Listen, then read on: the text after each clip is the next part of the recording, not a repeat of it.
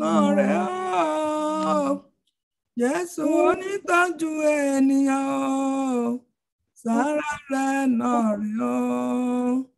Bàbá onítọ́jú ènìyàn o, sára rẹ̀ náà rẹ̀ ọ́. Jésù onítọ́jú ènìyàn o, sára rẹ̀ náà rẹ̀ ọ́. Bàbá onítọ́jú ọwọ́ ènìyàn o, sára rẹ̀ náà rẹ̀ ọ́. Jésù onítọ́jú ènìyàn o, sára rẹ̀ náà rẹ̀ ọ́. Bàbá onítọ́jú ọwọ́ ènìyàn o, sára rẹ̀ náà rẹ̀ ọ́. Jésù onítọ́jú ènìyàn o, sára rẹ̀ náà rẹ̀ ọ́. Bàbá onítọ́jú ọwọ́ ènìyàn, sára rẹ̀ náà rẹ̀ ọ́. Jésù onítọ́jú ènìyàn, sára rẹ̀ náà rẹ̀ ọ́. Ọpẹ́ ló yẹ bàbá o, ìjọ ló yẹ o. Àwa láyé o. Ọpẹ́ ló yẹ bàbá o, ọpẹ́ ló yẹ. Olúọ̀run ìjọ ló yẹ o. Àwa láyé o. Ọpẹ́ ló yẹ. Ìjọ ló yẹ bàbá o, ọpẹ́ ló yẹ o.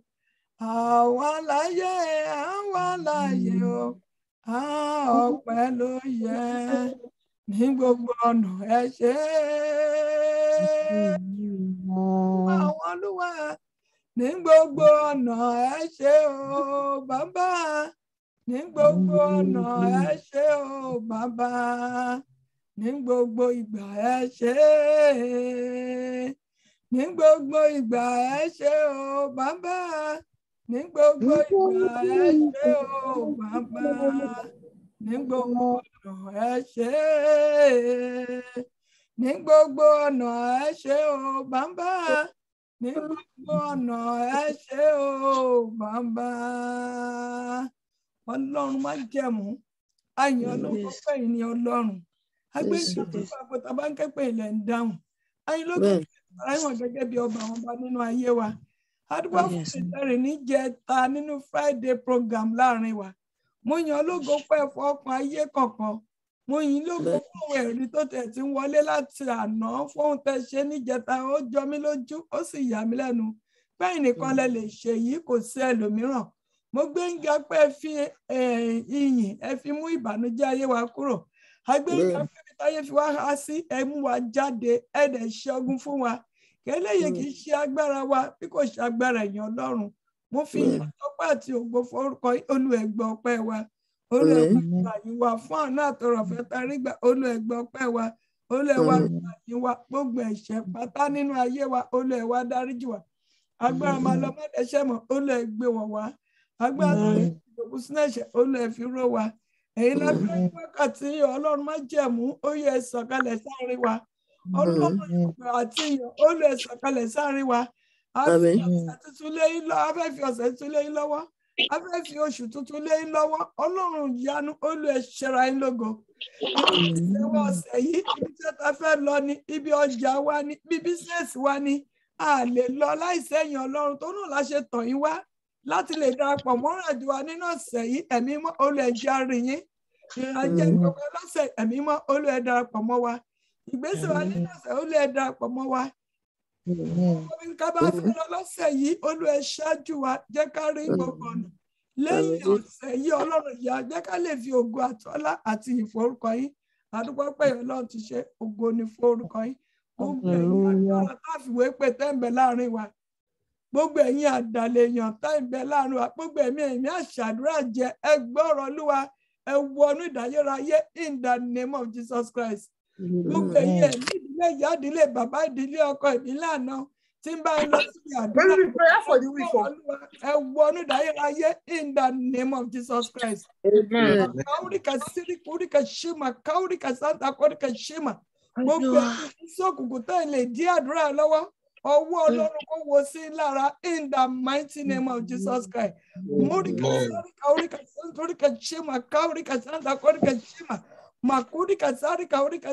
Gbogbo ẹnikẹ́ni tí ọkàn ní bá a ṣe déédéé lórí nínú ìpàdé tí ìṣe ti Ọlọ́run tó pẹ́ mí òkùnkùn ní ẹgbẹ́ ọ̀rọ̀ Olúwa ó yẹ wọnú ìdáyéráyé in the mighty name of Jesus Christ. Ọwọ́ Ọlọ́run kó wo sí lára in the name of Jesus Christ. Ayérayé Ọlọ́run má jẹ́ mọ́ akẹ́pẹ́ ní wákàtí ẹnibi tí àwọn ọmọ Ọlọ́run bá péjọ sí àwọn ọmọ èṣù máa ń fa gbogbo ọmọ èṣù tí kì í ṣe tọ́lọ́run láàrin wa Olúwa ẹ yọ wọ́n sọnù in the mighty name of Jesus Christ. Gbogbo àwọn tó wáyé wa lọ́sẹ̀ Olúwa ẹ dírí fún wa Olúwa ẹ dírí fún wa Olúwa ẹ dírí fún wa Olúwa ẹ dírí fún wa. Bá ṣe fẹ́ wọnú oṣù tuntun nínú ọ̀sẹ̀ yìí àṣẹ tó máa wọ nínú oṣù tuntun pẹ̀lú òmìnira Olúwa ẹ gbé owó ẹnì kọ̀ọ̀kan wa ẹ̀jẹ̀ Jésù kó máa ṣàn láàrin wa ó dínà Ọlọ́run là Olúwa kó fi yí wa ká agbára Ọlọ́run là ọ̀gá ògo kó yí wa ká kó rí bẹ́ẹ̀ kó ṣe bẹ́ẹ̀ àṣẹ ọ̀run ti gùn kò ṣe yí padà lórúkọ tí Bàbá àti Ọmọ àti Tẹ̀mí lórúkọ Jésù Kristi Násárẹ́tì ni mo gbàdúrà àmín àmín lórúkọ Jésù. àtọ́ lọ síwájú Ọlọ́run láti lọ béèrè gẹ́gẹ́ bí ìṣe wa ẹ jẹ́ kó dúpẹ́ lọ́wọ́ Ọlọ́run yẹn. A bẹ̀rẹ̀ oṣù yìí àtàlàfíà. This is last Sunday of this month of September. Kì í ṣe mímọ̀ ṣe wa. Mo dẹ̀ rí ohun ribiribi tọ́lọ̀ ń ṣe nínú ayé wa. Mo rí ogun tọ́lọ̀ ń ṣe nínú ayé wa. Tó náà jẹ́ ká tẹ̀kọ́ dúpẹ́ ọmọ tó dúpẹ́ ọrẹ àná ló máa ṣe kí ni rọgbà. Ló máa wó mi gbà. Àbí lórúkọ Jésù. Ní orúkọ Jésù. Ní agbára Jésù ayérayé Ọlọ́run má jẹ̀mú. Adúpẹ́ àyàn ológo mo gbé yín ga. Mo fi fún yín torí pé ẹ jọ ojú ẹ yà mí lẹ́nu ẹ ń ṣiṣẹ́ àṣẹ ìyanu nínú ayé ẹnìkọ̀ọ̀kan wa lórí òkè yìí torí pé ẹ̀yin la tọ̀ wá àwa ẹnikẹ́ni wa ẹ̀dẹ̀ ń fara hàn gẹ́gẹ́ bí ọba láàrin wa títóbi náà wọ̀n rán ṣe olùẹ̀gbọ́ ọpẹ́ wa olùẹ̀wà ìgbà yìí wa Ọlọ́run olùẹ̀gbọ́ ọpẹ́ wa olùẹ̀gbọ́ yìí wa agbẹ́ngà pàǹfì ọkàn kan wá yín wa adẹ̀ ń rí pẹ̀lú ọkàn kan náà. Títóbi náà wọ̀n ọ̀rọ̀ ṣé olúẹ̀gbà yìí wá. Àyìn lórí ọmọ wa, àyìn lórí ọmọ, àyìn lórí ọkọ, àyìn lórí ayé. Gbogbo àtàgbẹ̀ lóṣù yìí, ẹ̀dẹ̀ mú wa wà láyé àtàlàfíà, àfi ìbànújẹ́ parí ẹ̀, àfẹ́kù parí ẹ̀, àwà ní dúdú àìsàn, ọ̀kọ́ wa sókè, ẹsẹ̀ wa sókè, kò tó ní ìwé ìjọ ìṣẹ̀lẹ̀ sí wa, ìlàkàkà fẹ́ ìsọdasọ́. Ẹ̀yin náà ṣàánú ẹ̀yin náà ní ìkùtẹ́ tó dàbẹ́ yìn Ọlọ́run ẹ̀yin ṣá láwí má yẹ wọ́n o ẹ̀yin ṣá ilé ṣe o ẹ̀yin ṣá lásọ̀rọ̀ má tàṣe àsọ̀rọ̀ má tàṣe o àwí má yẹ wọ́n. Mo yìn fún ìtọ́ni lórí òkè yìí. Parí láàárọ̀ Friday àárọ̀ Saturday mọ́mì kan dẹ̀ ń pè mí ó ń tọ́ ẹ́ pé òun ti sọ àṣírí ayé òun fún mi ni ó ní màá ní bóyá nǹkan tí mo sọ ni mo gbé jẹ́ ó ní kò sí àdúrà kan tí ò bá òun wí lẹ́sẹ̀kẹsẹ̀ tó dẹ̀ máa sùn lọ́lọ́run tó fi ràn wọ́n tó dẹ̀ ṣe ń jẹ ayé ẹ̀ ẹ̀yin Ọlọ́run tó ń ṣe yìí ẹ wà láàyè síbẹ̀ agbé ìjà torí pé ẹ̀yin Ọlọ́run ìmọ́lẹ̀ ẹ̀ dẹ̀ tó mọ́lẹ̀ sí òkùnkùn ayé wa ẹ̀ ń tọ́mọlẹ̀ sí ìlàkọjá wa mo gbé ìgbà lọ́pọ̀lọpọ̀ inú mi ṣáà ń dùn torí pé ìní Ọlọ́run ìṣẹ̀dá wa ògo àti ọlá àti ó yẹ orúkọ yín Jésù Kristi Olúwa wa. Ìbùkún tá a fẹ́ gbà ó jẹ́ ìbùkún ẹni mímọ́ iye káà náà ti lọ síwájú Ọlọ́run ó ní gbogbo òdodo wa ló dàbí àkísà ẹlẹ́gbin lọ́wọ́ lè máa béèrè pa ọ́ dìtà là ń béèrè Olúwa dáríjì tá a bá béèrè fún ìdáríjì a lè rohun gbà lọ́wọ́ Ọlọ́run mímọ́ ẹ já lọ síwájú ọ̀rẹ́ ẹnu ẹlòmíràn ẹ̀ṣẹ̀ ní irin ẹlòmíràn iṣẹ́ ẹlòmíràn àìlè yin Ọlọ́run tó pàápàá ẹ̀ṣẹ̀ ní ẹ já lọ síwájú Ọlọ́run Olúwa gbogbo tí mo ti ṣẹ̀ sí yín tó ní jẹ́ rí ní ọ̀sẹ̀ tuntun yìí Olúwa ẹ dáríjì mí kí ẹ̀jẹ̀ rẹ fọ̀ mí mọ́ gbogbo ẹ̀ṣẹ̀ kọ̀kọ̀ ẹ̀ṣẹ̀ bàbá Olúwa ẹ fẹ̀jẹ̀ rẹ fọ̀ mí mọ́ kí má bàa wá lásán ó yẹ ẹjẹ́ sọ di àdúrà ní orúkọ Jésù ní agbára Jésù ayérayé Ọlọ́run má jẹ́ mo béèrè fún àánú ní wákàtí gbogbo tí mo ti lè ṣẹ̀ sí àtẹ̀mí àtọmọ mi àtọmọmọ kọ́ máa yá mọ́ ní tó ní járe nínú ọ̀sẹ̀ tuntun yìí Olúwa ẹ dáríjì Olúwa ẹ dáríjì Olúwa ẹ dáríjì Olúwa ẹ dáríjì Olúwa ẹ dáríjì Olúwa ẹ dáríjì Olúwa ẹ dáríjì Olúwa ẹ wá tọkàntara Olúwa ẹ sọ di mímọ́ Olúwa ẹ dáríjì Olúwa ẹ sọ di mímọ́ Ọlọ́run ìsọdímọ́ Olúwa ẹ sọdímọ́ pátá Olúwa ẹ jẹ́ kí àṣẹ ìsọdímọ̀ rẹ kó wọnú ayé wa Olúwa ẹ fi ẹ̀jẹ̀ rẹ fọ̀ wá mọ́ gbogbo ẹni tá à ń bẹ lábẹ́ prayer line yìí ẹ̀jẹ̀ àánú rẹ jẹ́ ó máa ṣàn nínú ayé wa ẹ̀jẹ̀ àánú rẹ jẹ́ kó máa ṣàn nínú ayé wa ẹ̀jẹ̀ àánú rẹ jẹ́ kó máa ṣàn nínú ilé wa ẹ̀jẹ̀ àánú rẹ jẹ́ kó máa ṣàn nínú ọ̀dẹ̀dẹ̀ wa Olúwa ẹ sọ wá di mímọ́ Jésù Kristi Olúwa wa amen.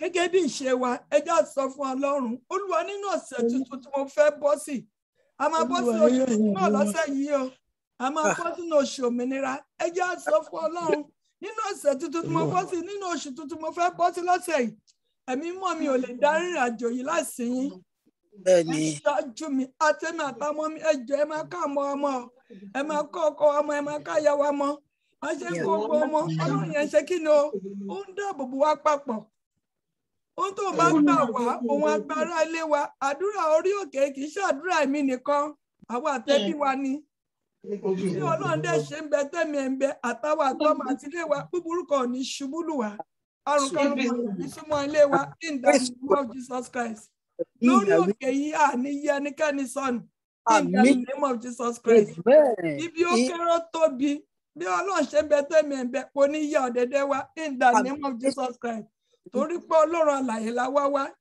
Ọlọ́run tá lè wá wá kò ní ta wá nù tó ní ẹja lọ síwájú Ọlọ́run ẹ̀ka sọ fún Ọlọ́run pé Ọlọ́run orí òkè gbógun mi nínú ọ̀sẹ̀ tuntun nínú oṣù tuntun mo fẹ́ bọ́ sí ẹ bá mi rìn àjò ayé mi mi ò lè dárìn láìsí ẹ̀yìn Ọlọ́run mo fẹ́ kẹ́ ṣáájú mi mo fẹ́ kẹ́ wà lẹ́yìn mi kẹ́ wà lọ́wọ́ ọ̀tún kẹ́ wà lọ́wọ́ òsì mi àtẹ̀kàtà ọmọ mi ó yẹ ṣáájú mi ó yẹ já sọ́ọ̀dì àdúrà ní orúkọ Jésù ní agbára Jésù Ọlọ́run òkè gbógun mi mo képe yìí o nínú ọ̀sẹ̀ tuntun yìí nínú oṣù tuntun lọ fẹ́ bọ́ sí nínú ọ̀sẹ̀ tuntun ẹ̀mí mímọ́ mi ò lè dárìn mi ò tí ì rí mi ò fẹ́ kí ṣáájú mi ó fẹ́ kí wà níwájú mi kí wà lẹ́yìn mi kí wà lọ́wọ́ sí mi kí wà lọ́wọ́ sí mi ó yẹ kí mi rìn àjò yìí nínú ìwọlé wa ní nínú ìjáde nínú àṣẹ ọmọ mi nínú ìjáde nínú ọmọ ìyàwó ní ìyá bá wà rìn àjò ìrìn tó bá wà rìn àjò ọwọ́ yóò lè kà wá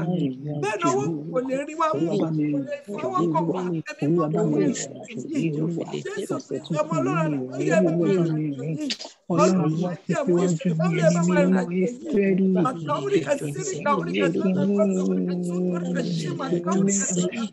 undocumented life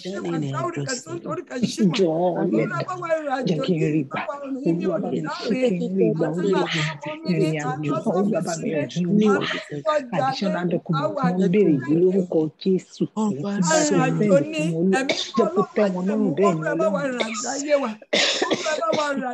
ẹ darapọ̀ mọ́ wa jẹ́ ká rí ní gbogbo ọ̀nà wa lọ́sẹ̀ yìí ẹ mọ́ jẹ́ ká rí ní gbogbo ọ̀nà wa lọ́sẹ̀ yìí Ọlọ́run má jẹ̀mú jẹ́ ká rí yín Ọlọ́run má jẹ̀mú darapọ̀ mọ́ wa ẹ̀yin la wá wà jẹ́ ká rí yín nínú ìlàkọjá nínú ọ̀sẹ̀ yẹn sọ fún Olúwa nínú ìlàkọjá lọ́sẹ̀ jẹ́ kí n rí yín nínú iṣẹ́ mi lọ́sẹ̀ jẹ́ kí n rí yín nínú àjò mi lọ́sẹ̀ jẹ́ kí n rí yín nínú àjò mi lọ́sẹ̀ jẹ́ n rí yín tí Ọlọ́run bá darapọ̀ mọ́ wa ó ní ohunkóhun tá a bá dáwọ́lé yóò ṣe rere kò sí alágbára kan tó lè dúró ti ire wa lọ́sẹ̀ yìí Olúwa ní gbogbo ọ̀nà mi lọ́sẹ̀ ó lè jẹ́ n rí ẹja máa sọ fún Ọlọ́run ẹ̀yin mo fẹ́ kẹ́ bá mi tajà ọ̀sẹ̀ ẹ̀yin tẹ́ ń tajà ẹ sọ fún Ọlọ́run bó ṣe fẹ́ ṣí ṣọ́ọ̀bù mi lọ́sẹ̀ tuntun yìí ẹ̀yin ní kẹ́ bá mi ṣí ẹ darapọ̀ mọ́ mi ẹ̀yin tẹ́ ń lọ síbi iṣẹ́ mo ṣe ń lọ síbi iṣẹ́ lọ́sẹ̀ yìí ẹ darapọ̀ mọ́rin àjò mi ẹ já máa sọ fún Ọlọ́run ẹ bá mi lọ síbi iṣẹ́ ẹ darapọ̀ mọ́ mi mi ò gbọ́dọ̀ ṣiṣẹ́ mi ò gbọ́dọ̀ ṣìwà mi gbọ́dọ̀ rogun àkóbá àdábá ọ̀rọ̀ tí mi ò mọ̀ tí mi ò mẹ́sàn gbọ́dọ̀ kọ́ mi tọmọtọmọ tó lọ́n bá ṣáájú wa ewu tó pọ̀ wọn arẹ dànù Ewúkẹ́wù tó lè wà níwájú mi ó yẹ máa ré dànù nínú ọ̀sẹ̀ tuntun yìí. Ẹ̀mí mọ́ Ọlọ́run má jẹ̀mú ṣera yín lógo nínú ayé mi lọ́sẹ̀ yìí. Mi ò fẹ́ fẹsẹ̀ kọ́ tọmọtọmọ. Mi ò fẹ́ kí mọ́tò mi àtàwọn mi láṣẹ̀tì nínú ọ̀sẹ̀ yìí. Ibi ó kéré tó mi ò fẹ́ kó yà ìdílé mi nínú ọ̀sẹ̀ yìí. Mi ò fẹ́ kó yà àdámọ́ mi. Ẹ̀mí mọ́ bá mi ràn jọ ọ̀sẹ̀ yìí. Ẹ jẹ́ já fi lé Ọlọ́run lọ́wọ́. Ó ṣe pàtàkì. Wọ́n tó jẹ́ kẹ́nu akó máa kún fún ọpẹ́ nìyẹn torí pé ẹ̀mí mọ́ ti ṣáájú wa. Ẹ jẹ́ sọ fún oúnjẹ tí mo tẹ̀ máa jẹ lọ́sẹ̀ yìí ni Olú ẹ darapọ̀ mọ́ mi tọmọtọmọ tí Ọlọ́run bá darapọ̀ mọ́ pẹ̀lú oúnjẹ àní sì jẹ. Ibi tí màá lọ lọ́sẹ̀ yìí darapọ̀ mọ́ mi àti èmi àti ilé mi níbi iṣẹ́ wa níbi ọjà wa níbi okòwò wa Olú ẹ ṣáájú wa. Tí Ọlọ́run bá bá a lọ síbi iṣẹ́ ẹ̀tọ́ wa wọn ò ní fún ẹlòmíràn. Wọn ò ní fi ré wa ṣàpínlẹ̀. Tọ́lọ́run bá bá a lọ síbi ọjà àní pàtẹ ká má tà. Màkàórí kẹsí nítorí kẹsímà tí Ọlọ́run bá bá wa wà lọ́fíìsì wa ọ̀fọ̀ òkùnkùn kan ò lè bá wa. Àwọn tó ń ṣọ́ wa lọ́sàn-án àti lóru wọn ò ní rí wa mú. Ìrìnàjò wa kò sí bọ́tà ṣe lè gbógun tó Ọlọ́run bá ṣáájú wa ó mọ̀ máa lànà fún wa. Ọba tí ń lànà bí tó sí ọ̀nà Olúwa bá mi ràjò ọ̀sẹ̀ yìí. Mo fẹ́ wá yin èèyàn Ọlọ́run lógo ní ọjọ́ Friday. Ṣera yín lógo nínú ọ̀sẹ̀ yìí. Bú jáde nínú ọ̀sẹ̀ yìí. Ẹ dẹ̀ sọ fún Ọlọ́run ìwọ ọ̀sẹ̀ tí wọ September yìí ìrẹ̀mí tó wà nínú ẹ̀ ò lè gbé mi o. Ó yá máa pọ̀. Wọ September ó létí ò ń gbọ́ o. Ìrẹ̀mí tó kù nínú ẹ̀kọ́ tó lọ ò gbọ́dọ̀ gbé mi. Ìrẹ̀mí ẹ̀tọ́ mi ẹ̀tọ́ àmọ́ mi tó ń bẹ nínú ò gbọ́dọ̀ gbé mi. Ó yá máa pọ̀ sílẹ̀ by fire by force. Ẹ gbàdúrà kẹ́ sọ fún Ọlọ́run. Oṣù yìí oṣù tó ẹsẹ̀ tuntun yìí ìyanu ló gbọ́dọ̀ jẹ́ fún mi. Ẹ bẹ̀rẹ̀ sí máa kọ̀máǹdì ọ̀sẹ̀ tuntun ní ọ̀rọ̀ àṣẹ ni. Àṣẹ ti wà lẹ́nu wa. Jésù Kristi Olúwa wa. Amen. Àti fọ̀sẹ̀ ilé Ọlọ́run ẹ jẹ́ tó wá gbàdúrà agbára tá a máa lò láti lò nínú ọ̀sẹ̀ yìí. Ẹ jẹ́ ká béèrè fún agbára yẹn. Iná agbára tí màá fi lọ ọ̀sẹ̀ já tọmọtọmọ Olúwa ẹ dá sínú ayé mi. Sínú agbára bá wà nínú ayé wa kò sí nǹkan tá lè tẹ̀ mọ́lẹ̀ kò lè pa á lára. Ẹ̀gbọ́n kan tó sọ fún wa ní Luke 10:19 ó lóun ti fún wa ní àṣẹ àti agbára láti tẹ ejò àti àkékè mọ́lẹ̀. Ó ní kò sóhun ìjà kan tó ṣe sí wa tó máa pa á lára. Agbára ni ká béèrè. Agbára àṣẹgbé, agbára àtẹ̀gbé, agbára àsọgbé, agbára àgbàgbé. Olúwa gbé wọ̀ mí. Tí agbára bá wà nínú ayé wa wọn ò níyàn wá jẹ. Wọn ò ní fi ré wa ṣàpínlẹ̀.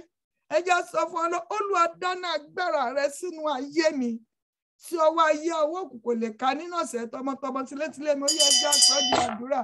Ní orúkọ Jésù ní agbára jẹ́ Jésù Ọlọ́run alágbára tẹ̀ ń bẹ lórí òkè gbógun mi. Iná àṣẹ àtagbára rẹ Olúwa dá sínú ayé mi. Iná agbára tí màá fi lọ́sẹ̀ já tọmọtọmọ tilétilé mi Olúwa dá sínú ayé mi, dá sínú ayé àmọ́ mi, dá sínú ayé ọmọ kọ́ máa yá mọ́. Olúwa jẹ́ kí iná rẹ̀ kó máa jò máa jò. Iná agbára Ọlọ́run ó yẹ máa jò máa jò máa jò máa jò máa jò máa jò máa jò. Nínú ayé mi nínú ayé àmọ́ mi ó yẹ máa jò máa jò máa jò máa jò máa jò. Nínú ayé ọmọ kọ́ máa yá mọ́ ó yẹ máa jò. Iná agbára àṣẹgbé àsọgbé àgbàgbé àtẹ̀gbé ó yá máa jò nínú ayé wa màkàórí kẹsímà. Iná àṣàtagbára má fọ́ ọkọ̀ mọ́ ní ṣe Olúwa dá sínú wa. Iná àṣàtagbára Ọlọ́run ó yẹ máa jò nínú ayé mi nínú ayé àmọ́ mi nínú ayé ọmọ kọ́ máa yá mọ́ ó yẹ máa jò nínú ayé nǹkankan tá à ń bẹ lábẹ́ prayer line yìí.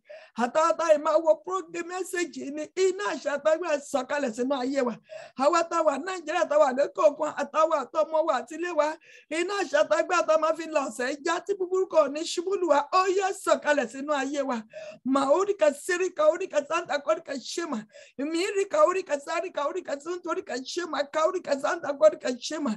Iná àṣàtagbára Ọlọ́run ó yẹ sọ̀kalẹ̀ sínú ayé wa. Ó lè sọ̀kalẹ̀ sáàrin wa. Ó lè sọ̀kalẹ̀ sínú ayé wa. Ó lè sọ̀kalẹ̀ sáàrin wa. Ó yẹ máa jò nínú omi àtẹ̀jẹ̀ wa. Àgọ́ wa kó dínà kó paná kó gbaná kó dínà. Ìṣẹ̀dá kó dínà kó paná. Iná agbára tọwọ́ òkùnkùn lè ká wa tọwọ́ ṣó lè ká wa tá à ní ṣe kò ń gẹ́ bí tíbi ò ní ṣe kò ń gẹ́ wa. Tá à ní àṣìta ìbọn ó yá máa jò nínú ayé mi nínú ayé àmọ́ mi nínú ayé ẹnìkankan wa. Ó yẹ sọ̀kalẹ̀ máa jò máa jò. májò. Iná agbára Ọlọ́run alààyè tí ń fọ́ gbogbo ṣọ́kùnkùn tútù ó yá máa jò nínú ayé wa. Iná agbára Ọlọ́run alààyè tí ń fọ́ gbogbo rìmọ́tì òkùnkùn tútù ó yá sọ̀kalẹ̀ sínú ayé wa. Ó yá máa jò. Dáná sí wa nínú Jésù, dáná sí wa nínú tákòkò. A fẹ́ gbé agbára o, dáná sí wa nínú. Jésù Kristi Olúwa wa. Amen. A ti gba iná yẹn pẹ̀lú àṣẹ. A máa kọ̀máǹdì ni.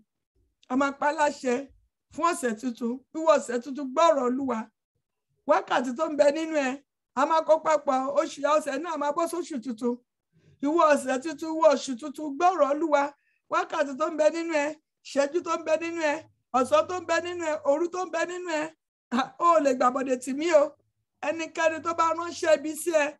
Tó bá ránṣẹ́ ibi tó fi ṣẹ́ ibi rán ẹ sí mi àtẹ̀mí àtàmọ́ mi ní ìlọ́po 7. Ó yá lọ máa padà lọ máa jíṣẹ́ ibi fún wọn. Ó lè gbàbọ̀dẹ̀ tì mí, ò lè ṣe kòńgẹ́ mi, ò lè ṣe kòńgẹ́ bí lọ́sẹ̀ yìí. Ibi ó kéré tóbi kò ní yá ọ̀dẹ̀ mi lọ́sẹ̀ wá pàṣẹ ni. Bí mo bá jáde láyọ̀ máa wọlé láyọ̀ mi àtàmọ́ mi ò ní ṣe kòńgẹ́ bí oríwọ̀ ní gbàbọ̀dẹ̀. Ẹ sọ tẹ́lẹ̀ sínú ọ̀sẹ̀ yìí. Ẹ pàṣẹ fún ó létí ó gbọ́. Ìwọ̀sẹ̀ gbọ́rọ̀ Olúwa. Tó bá tíbi bá ń pè ibi lọ́tún lósì ò gbọ́dọ̀ súnmọ́ mi tọmọtọmọ tilétilé mi. Ó yẹ já sọ́jà àdúrà ní orúkọ Jésù, ní agbára Jésù ẹ̀mí mímọ́. Ìwọ ọ̀sẹ̀ tuntun gbọ́rọ̀ Olúwa. Ìwọ oṣù tuntun mo fẹ́ bọ́ sí lóṣù yìí lọ́sẹ̀ yìí gbọ́rọ̀ Olúwa. Ó lè gbàbọ̀dẹ̀ tì mí, ó létí ò ń gbọ́rọ̀ gbogbo iṣẹ́ mi tó bá rún ẹ sí mi àtẹ̀mí àtàmọ́ mi. Ó yá bẹ̀ tó máa padà kó lọ máa jíṣẹ́ fẹ́ tó rún ẹ. Ọ̀sán tó ń bẹ nínú ọ̀sẹ̀ yìí, àárọ̀ tó ń bẹ nínú ọ̀sẹ̀ yìí, òru tó ń bẹ nínú ọ̀sẹ̀ yìí, gbọ́rọ̀ Olúwa. Wákàtí tó ń bẹ nínú ẹ, ìṣẹ́jú tó ń bẹ nínú ẹ, gbọ́rọ̀ Olúwa. O ò lè jíṣẹ́ ibi fún mi, fún mi àtàmọ́ mi àti ilé mi àtẹ́bí mi ní ìlọ́po 7. Ibi iṣẹ́ ibi tó bá rún ẹ ó yá padà sódìbò lọ́ máa jíṣẹ́ fẹ́ tó rún ẹ ní ìlọ́po 7. Ṣẹ̀dá mi àtàmọ́ mi kọ ibi, ìṣẹ̀dá ẹnìkankan lórí òkè kọ ibi ò lè jẹ́ tiwa. Makauri kasantori kashima, kauri kasanta kori kashima, isiri kauri kasanta kori kashima. Ẹ pàṣẹ inú ọ̀sẹ̀ gbọ́rọ̀ Olúwa. Iná ọmọ gbọ́dọ̀ jómi, iná ọkọ gbọ́dọ̀ jómi. Ẹ pàṣẹ iná ọ̀yà gbọ́dọ̀ jómi. Ìwọ ọ̀sẹ̀ tuntun, ìwọ oṣù tuntun yìí, nínú ọ̀sẹ̀ yìí mi ò gbọ́dọ̀ sọ rere nù. Ẹ̀tọ́ mi ò gbọ́dọ̀ di àpínlẹ̀. Wọn ò gbọ́dọ̀ fi re mi ṣàpínlẹ̀. Ẹ gbàdúrà yẹn. Makauri kasiri kuri kashima, kauri kasanta kori kashima, kauri kasantori kashima, makauri kasima, kauri kasima. Gbogbo ẹ̀yin agbára tí ń takore nínú ayé mi, ó yẹ gbiná sọnù. Ẹ gbàdúrà. Ọ̀sẹ̀ yìí gbọ́rọ̀ Olúwa mi ò gbọ́dọ̀ ṣẹ́fẹ́ lóran láti jẹ o. Múrí kasari kauri kasima, makauri kasima. Mi gbọ́dọ̀ ṣe kò ń gẹ́ bí tọmọtọmọ ti lé mi lọ́sẹ̀. Ó yẹ máa pàṣẹ, máa sọ fún. Ẹ sọ fún lọ́sẹ̀ yìí. Mi ò gbọ́dọ̀ bá ìjákulẹ̀ pàdé. Ìwọ ọ̀sẹ̀ gbọ́rọ̀ Olúwa. Bàtà ìbànújẹ́ bàtà ọ̀fọ̀ gbọ́dọ̀ bọ́ sẹ́nu ọ̀nà mi. Èmi àtàwọn ọmọ mi gbọ́dọ̀ ṣe kò ń gẹ́ bí. Ìsírí kaorí kasanta kọ́rí kashima kaorí kasima. Ìwọ ọ̀sẹ̀ tuntun, ìwọ oṣù tuntun gbọ́rọ̀ Olúwa. Ibi ó kéré tóbi ò gbọ́dọ̀ yí ọ̀dẹ̀dẹ̀ mi. Màkàorí kasírí kaorí kasanta kọ́rí kashima. Torí pé mo ti fọ́ lọ́n ṣáájú ọ̀sẹ̀ yìí. Tó náà ìwọ ibi ò lágbára nínú ayé mi mọ́. Ó yá pẹ̀ sí máa sọ fún. Ó ti fọ́ lọ́n ṣáájú ló jẹ́ ká wà níwájú Ọlọ́run. Ẹ máa sọ fún gbogbo agbára tó fẹ́ dí ọ̀nà yín lọ́wọ́ nínú ọ̀sẹ̀ yìí. Ó yẹ pòórá níwájú mi. Ẹ lọ ṣègbé sọnù. Ẹ̀yin alágbára ìdílé ìyá ìdílé bàbá ìdílé ọkọ ẹ gbọ́rọ̀ Olúwa. Ó yẹ pòórá níwájú wa in the mighty name of Jesus Christ. Ọ̀sẹ̀ yìí ìjákulẹ̀ dópin nínú ayé mi àtàwọn mi. Nínú ọ̀sẹ̀ yìí a ní lọ sílẹ̀, a máa lọ sókè ní. Òkè ni ayé wa wà. Òkè láti máa gbóhùn mi àtàwọn mi lọ́sẹ̀ ìsọ́bẹ̀ fún Ọlọ́run. Ọ̀sẹ̀ yìí ọ̀sẹ̀ ìyanu ló máa jẹ́ fún mi. Ọ̀sẹ̀ ìbùkún ló máa jẹ́ fún mi. Ọ̀sẹ̀ ìyanu ló máa jẹ́ fún mi. Èmi àtàwọn mi oníṣẹ́ kò ń gẹ́ bí àníṣẹ́ kò ń gẹ́ àdàmú. Ó yẹ ibẹ̀ máa sọ fún Ọlọ́run. Ohun tá a bá pàṣẹ fún aborí ènìyàn. Ohun tó bá lè pàṣẹ fún ló máa ń borí èèyàn. Ṣùgbọ́n ẹ ti pàṣẹ fún ọdọọdún a gbọ́dọ̀ borí ẹ̀.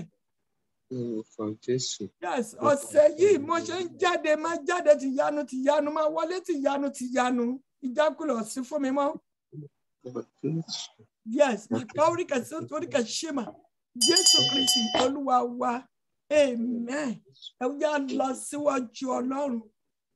ẹ̀yin remote òkùnkùn tẹ́ fi ń darí èèyàn tẹ́ fi ń darí ìṣẹ̀dá síbi tí ó yẹ remote òkùnkùn tẹ́ fi ń gbàre lọ́wọ́ ẹ̀yẹ ẹ̀ lè gbá ẹ̀ lágbára lórí ayé mi o remote òkùnkùn ó yẹ gbọ́rọ̀ Olúwa ó yẹ máa fọ́ tútú gbogbo remote òkùnkùn tẹ́ máa ń yọ mí lẹ́nu lójú olójàlá láti gbé ẹ̀tọ́ mi ìrọ̀lẹ́ pa ẹ̀ lágbára lórí ayé mi mọ́ ó yá àgbélébélé ni ó yẹ máa fọ́nú wọn tútù ó yẹ sọ́ di àdúrà ní orúkọ Jésù ní agbára Jésù ìwọ remote òkùnkùn ẹ̀mí mímọ́ remote òkùnkùn tó máa ń ṣiṣẹ́ ibi lójú olójàlá ó lè bá mi ràjẹ́ ọ̀sẹ̀ yìí ó lè gbáre mi ire tèmi ò lè di àpilẹ̀ bẹ́ẹ̀ ni ò lè gbáre àmọ́ mi ọkọ máa yá mọ́ ìwọ remote òkùnkùn ó yẹ máa fọ́ tútù màkàórí kẹsí mo lo àgbélébélé ni mo fi fọ́ ẹ tútù níbikíbi tó bá ti wá ìdílé ìyá mi ló ti dìde ní ìdílé bàbá ìdílé ọkọ ìdílé àná ni ó yá máa fọ́ tútú ìsírí kàórí kẹsí nítorí kẹsí mà kàórí kẹsí mà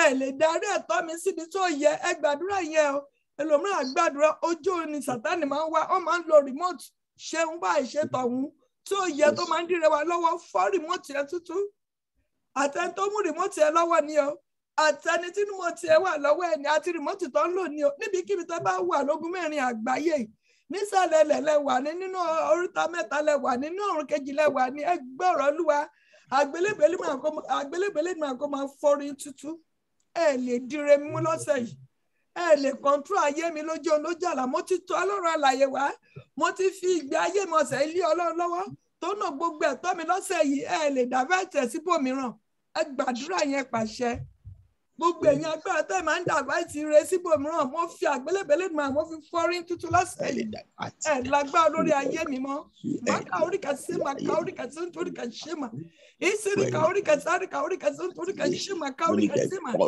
ire àtàwọn mi àtọkọ máa yá mọ̀ ṣe fi fún ẹlòmíràn ẹ lè dàbẹ́tì rẹ síbòmíràn ó yá mo fọ́rí tútù màkàórí kẹsí mà Olúwa wa amen ìjà wa sọ fún Ọlọ́run ẹjá máa béèrè ìwọ ọ̀sẹ̀ yìí ó gbọ́dọ̀ sọmú sí ìyanu ìwọ ọ̀sẹ̀ ìgbọ́rọ̀ Olúwa ó létí ò gbọ́ máa jíṣẹ́ ayọ̀ fún mi lẹ́tà ayọ̀ tí mo retí látọjọ́ pé ó yẹ kó máa tẹ̀ mí lọ́wọ́ ìwọ ọ̀sẹ̀ ìgbọ́rọ̀ Olúwa ohun tó bá dá ó lé gbọ́dọ̀ yọrí sí rere ìwọ ọ̀sẹ̀ ìgbọ́rọ̀ Olúwa ibikíbi tí máa fara tọmọtọmọ máa gbọ́dọ̀ máa rí ojú rere àtàánú gbà màkàórí kẹsímà ìwọ ọ̀sẹ̀ yìí àlàáfíà ni mo fi bẹ̀rẹ̀ àlàáfíà ni máa fi parí ẹ̀ bí ẹ ti máa bẹ̀rẹ̀ ohun tó fẹ́ lọ́wọ́ Ọlọ́run ní ọ̀sẹ̀ yìí ohun tó ti ń retí látọjọ́ tó tẹ̀ lọ́wọ́ pàṣẹ fún ìwọ ọ̀sẹ̀ ibẹ̀ ti máa pọ́ rémi ìwọ ọjọ́ tó kù ní September ó lè gbé ìbùkún mi ó lè gbẹ́tọ̀ mi ó yẹ máa pọ̀ by fire by force ó yẹ já sọ di àdúrà ní orúkọ Jésù ní agbára Jésù àmì mọ́ mo pa láṣẹ ní ìwọ ọ̀sẹ̀ tuntun gbọ́rọ̀ Olúwa ìwọ ọ̀sẹ̀ tuntun gbọ́rọ̀ Olúwa ìwọ oṣù tuntun gbọ́rọ̀ Olúwa mo pa láṣẹ ní ire mi tó ń bẹ nínú ọ̀sẹ̀ ó yẹ máa pọ̀ àti tèmi àti tààmọ́ mi àtọmọ kọ́ máa yá mọ́ ó yẹ máa pọ̀ by fire by force ẹ̀tọ́ mi tó ń bẹ nínú ọ̀sẹ̀ yìí ó yẹ ọ̀sẹ̀ yìí máa fi lé mi lọ́wọ́ lẹ́tà ayọ̀ mi ni lẹ́tà ọmọ mi ni ó yẹ máa fi lé wa lọ́wọ́ níbikíbi tẹ́mi àtàwọn bá lọ lọ́sẹ̀ yìí ká máa rí ojú rere àtàánú Ọlọ́run gbà ọkùnrin kò ṣàánú fún wa obìnrin kò ṣàánú fún wa ọkùnrin ọmọdé kò ṣàánú fún wa màkàórí kẹsí nítorí kẹsí mà ìjákulẹ̀ ọ̀sẹ̀ fún mi àtẹ̀mí àtàwọn lọ́sẹ̀ yìí o ayọ̀ la fi bẹ̀rẹ̀ ọ̀sẹ̀ yìí ayọ̀ la máa fi parí ẹ̀ àlàáfíà àmì gígùn ó wà nínú ayé mi àtàwọn mi nínú ọ̀sẹ̀ ẹnìkankan tá à ń bẹ nínú prayer line lọ́sẹ̀ yìí àtàwà Nàìjíríà àtàwà lókè òkun ní ìròyìn ayọ̀ ní tiwa lọ́sẹ̀ yìí màkàórí kẹsí nítorí kẹsí màkàórí kẹsí mà olóore aláàánú kó wá wa rí lọ́sẹ̀ yìí olùrànlọ́wọ́ kó wá wa rí lọ́sẹ̀ yìí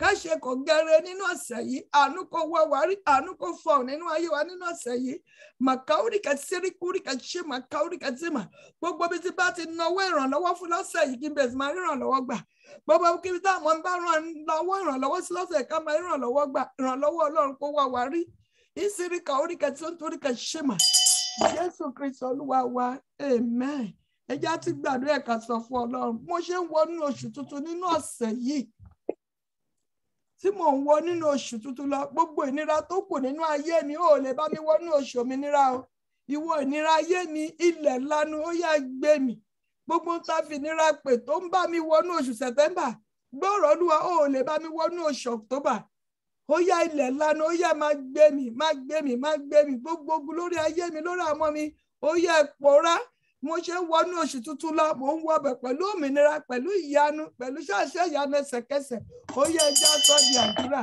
ní orúkọ Jésù. Ayérayé Ọlọ́run má jẹ̀mú mo ń wọnú oṣù tuntun lọ mo ṣe ń wọ ọlọ́ba gbogbo ìwọ oṣù kẹsàn-án gbọ́rọ̀ Olúwa gbogbo ìnira tó ń bẹ nínú ẹ tó bá mi wọnú oṣù ó lè bá mi wọnú oṣù tuntun mo kọ̀ ó tó bẹ́ẹ̀ láti bá mi wọ̀ ọ́ màkàúrì kàṣí nítorí kàṣí màkàúrì kàṣí mà ṣẹ̀dá mi kọ̀ ṣẹ̀dá ọmọ mi kọ̀ ṣẹ̀dá ọmọ kọ̀ máa yà mọ́ kọ̀ tó náà ìwọ oṣù tuntun wọ September ó lè bá mi wọnú oṣù tuntun gbogbo ìnira tó bá mi wọnú oṣù yìí ó yẹ ẹ máa pòórá lẹ́sẹ̀kẹsẹ̀ ẹ máa pòórá ẹ máa di àwátì lẹ́sẹ̀kẹsẹ̀ mo ṣe ń wọnú oṣù tuntun lọ mo ń wọ ọbẹ̀ tòmírà mo ń wọ ọbẹ̀ tìyanu mo ń wọ ọbẹ̀ tágbára ìyanu Ọlọ́run kó máa fà nínú ayé mi gbogbo tí máa dáwọ́lé nínú oṣù tuntun kó máa yọrí sí rere ohun táwọn mi bá dáwọ́lé kó máa yọrí sí rere nínú oṣù tuntun bí mo ṣe ń wọ ọbẹ̀ lọ àánú kó máa fọhùn ó yẹ ẹ máa sọ tẹ́lẹ̀ àánú kó máa fọ gbogbo tí mo ti lépa ní oṣù kẹsàn-án tó tẹ̀mí lọ mo gbọ́dọ̀ gbà nínú oṣù kẹwàá gbogbo ogun bàbàbà ìtókọdún ìkó parí olóò lè gbé mi ò tọmọtọmọ àní oṣù mẹ́sàn-án oṣù bàbàbà tó kọdún ìkó parí ó jẹ́ oṣù rántí sí rere kí ogun ọ̀run kó bẹ̀rẹ̀ máa rántí mi sí rere kó máa rántí àmọ́ sí rere kó máa rántí iṣẹ́ ìránṣẹ́ sí rere kó máa rántí ayé nǹkankan sí rere kó rí bẹ́ẹ̀ kó ṣe bẹ́ẹ̀ ẹ ṣẹ́run tí gùn Jésù Kristi Olúwa wa bá ṣe wí létí Ọlọ́run yẹn gangan bẹ́ẹ̀ ni ó máa ṣe fún wa in the name of Jesus Christ. Gbogbo ohun tá a ti béèrè Ọlọ́run àṣẹ fi àṣẹ dáhùn in the name of Jesus Christ. Ó ní ó bèèrè lọ́wọ́ Jeremiah ó ní ìran olórí ó ní ìran rere ni Ọlọ́run yóò kíyèsí ọ̀rọ̀ ẹ̀ láti mú ṣẹ. Torí báwa ni Jeremiah àkókò yìí gbogbo ohun tá a ti béèrè ìran rere tá a ti rí Ọlọ́run àṣẹ ó yá kíyèsí kó mú ṣẹ nínú ayé wa in the name of Jesus Christ. Ẹ̀jẹ̀ jẹ́ ìṣèdìdí ẹ̀ o ní orúkọ ti Bàbá àti ti Ọmọ àti ti Ẹ̀mí Mímọ́ ní orúkọ Jésù ni mo gbàdúrà. Amen, amen, amen, Jesus name fire. A fẹ́ lọ sínú ọ̀rọ̀ Ọlọ́run. A fẹ́ lọ bá Ọlọ́run sọ̀rọ̀. Olúwa rántí mi sí rere lọ́sẹ̀ yìí. Ọlọ́run rántí ẹnìkan sí rere. Bó ṣe darí mi nìyẹn, ó ní ká béèrè pé kó rántí wa sí rere nínú ọ̀sẹ̀ tuntun yìí. A máa lọ síwájú Ọlọ́run. Ẹ bá mi wọnú 2 Samuel yẹn chapter 9. 1 to 10 la máa kà ṣùgbọ́n ẹ bá mi ka 1 to 4 torí àkókò wa a máa sọ ìtókù mọ́. 2 Samuel chapter 9 1 to 4 ká lọ wo ẹni tọ́lọ́run náà rántí ẹ̀ ẹni tó tẹ̀ lérò pé òun lè wà láàrin èèyàn tó dẹ̀ ṣe kí ni o tọ́lọ́run rántí ẹ̀ sí rere. Ẹ bá mi kà á. Dávídì sì béèrè pé ọ̀kan nínú àwọn ẹni tí ń ṣe ìdílé Sọ́ọ̀lù kù síbẹ̀ bí kí èmi kí ó lè ṣe oore fún un nítorí Jónátánì. Ìránṣẹ́ kan sì ti wà ní ìdílé Sọ́ọ̀lù orúkọ rẹ̀ a máa jẹ́ Síbà. Wọ́n sì pè wá sọ́dọ̀ Dáfídì ọba sì béèrè lọ́wọ́ rẹ̀ pé ìwọ ni Síbà bí? Ó sì dáhùn wípé ìránṣẹ́ rẹ ni. Ọba sì wípé kò wá sí ọ̀kan nínú ìdílé Sọ́ọ̀lù síbẹ̀ kí èmi kí ó ṣe oore Ọlọ́run fún un. Síbà sì wí fún ọba pé Jónátánì ni ọmọ kan síbẹ̀ tí ó ya arọ. Ọba sì wí fún un pé níbo ni ó gbé wà?